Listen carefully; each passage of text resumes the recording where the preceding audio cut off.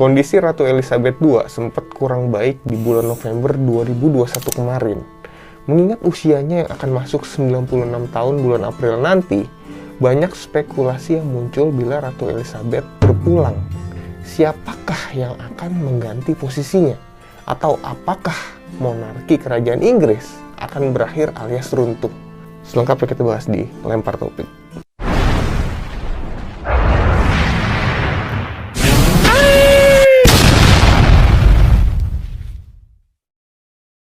Elizabeth II adalah ratu yang paling lama memerintah kerajaan Inggris, dimulai dari tahun 1952 saat dia menggantikan ayahnya King George VI sampai saat ini. Gokil, 70 tahun lebih dia mengalahkan pencapaian buyutnya, Ratu Victoria yang pernah tercatat sebagai pemimpin wanita terlama yang berkuasa. April tahun ini, usia Ratu Elizabeth II menginjak 96 tahun. Rakyat Inggris dan para penggemar keluarga kerajaan Inggris mulai berpikir apa yang bakal terjadi kalau Queen Elizabeth meninggal. Dan ternyata meskipun Ratu Elizabeth masih hidup, tapi naskah kematiannya udah tersusun rapi dan juga upacara pemakamannya. Upacara pemakamannya diberi nama Operasi London Bridge. Faktanya persiapan pemakaman untuk Ratu Elizabeth ini udah disiapin dari tahun 1960. Dan persiapan kematian Ratu Elizabeth udah diperbaharui kesekian kali karena umurnya yang panjang. Elizabeth II terbilang sukses menjadi pemimpin kerajaan Inggris dan menorehkan sejarah tersendiri bagi United Kingdom dan juga dunia. Inggris di bawah kepemimpinan sang ratu berubah sedemikian rupa dibanding waktu dipimpin sang ayah. Ratu Elizabeth II berhasil mempertahankan sistem monarki Inggris dan membuat masyarakat Inggris jadi lebih adaptif, multikultural, dan sekuler. Ya, lebih open-minded lah bisa dibilang. Dibanding rezim-rezim sebelumnya, Ratu Elizabeth lebih mengalir mengikuti perkembangan zaman. Kalau di rezim sebelumnya, meskipun rakyat Inggris nih tetap cinta sama kerajaan Inggris, tapi mereka juga takut dan terintimidasi sama keluarga kerajaan. Kalau di rezim Ratu Elizabeth, lebih chill. Salah satu kontroversi dari kepemimpinannya adalah saat awal dia memimpin. Dia memutuskan untuk melanjutkan negara-negara persemakmuran. Kebijakan dari ayahnya yang bertujuan menyatukan negara-negara bekas jajahan Inggris. Di masa Elizabeth II, negara-negara persemakmuran ini mengalami pasang surut, tapi ke arah perkembangan baik. Beberapa negara memang memutuskan untuk keluar dan jadi republik sendiri, tapi beberapa negara yang lain tetap bergabung dan mengakui Ratu Elizabeth sebagai pemimpin persemakmuran. Salah satu negara besar yang rumornya mau cabut dari persemakmuran Inggris ini adalah Australia. Dan rumornya bakalan jadi guncangan hebat untuk kerajaan Inggris. Kalau yang baru-baru ini cabut adalah Barbados yang resmi jadi negara republik baru.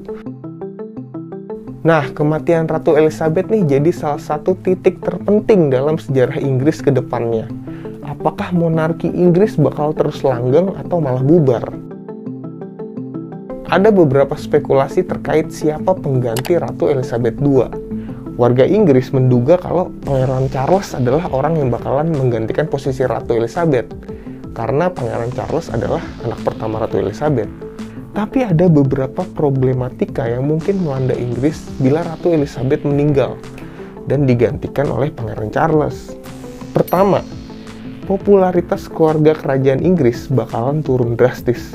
Sebagian besar kepopuleran kerajaan Inggris itu berkat Ratu Elizabeth. Apakah kepopulerannya bisa pindah ke Pangeran Charles? Tentu belum ada yang tahu. Tapi yang jelas Pangeran Charles gak sepopuler Ratu. Sebuah jajak pendapat menemukan kalau Pangeran Charles berada di posisi 7 terpopuler, bahkan berada di belakang Pangeran Philip. Yang kedua, rakyat Inggris gak suka Pangeran Charles. Alasan utamanya karena skandal perselingkuhan yang dilakukan oleh Pangeran Charles.